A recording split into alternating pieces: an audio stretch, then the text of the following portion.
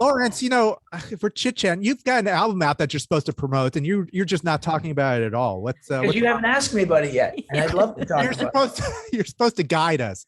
Anyway. Oh, it's my job. No, I'm kidding. Okay. As an aside, though, Dave, you're gonna have to tell me later how you know so much about maple syrup. I'm just very interested in it. I love waffles a lot. I'm a big waffle fan, and so of course. Okay. I didn't know they were numbered. I didn't know there were. I mean, I know there's dark, but I didn't know. So, well, we're gonna have to have a it's like syrup and coffee are very similar. Yeah. No, and I honestly, the profiling didn't bother me in the least. Good.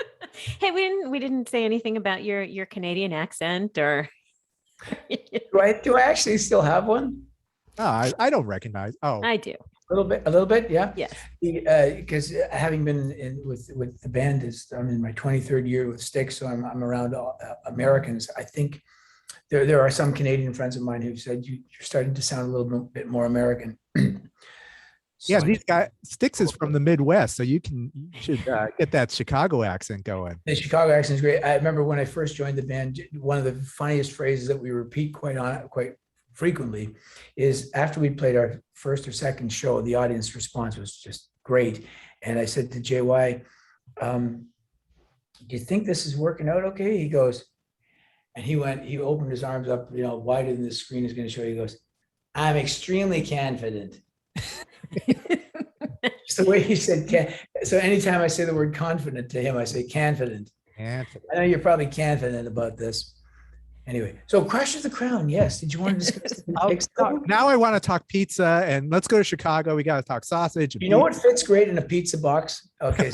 So in a Lou Malnati's, 12-inch pizza box. Yes. You should know that if this is Chicago pizza, right? Would be the new Styx album, because it's a 12-inch disc called Crash of the Crown. There you go. Look at that.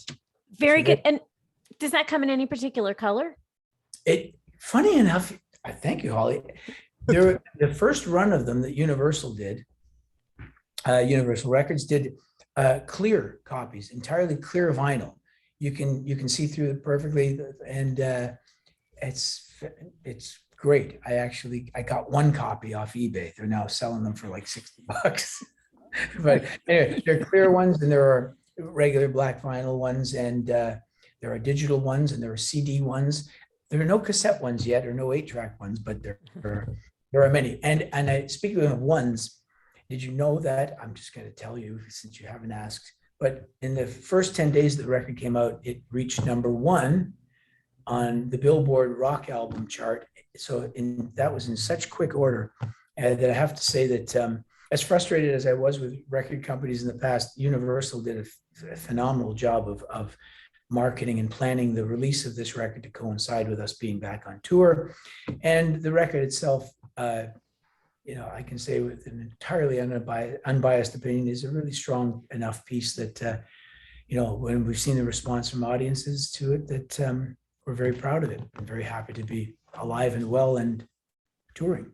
For sure. Yeah. Alive and well. Anything else about the album you want to know? Congratulations on that. No, that's huge. That's pretty big results. It is. It's funny, Holly, when we started on the record, we had it pretty well all mapped out, all but 2 songs in 2019.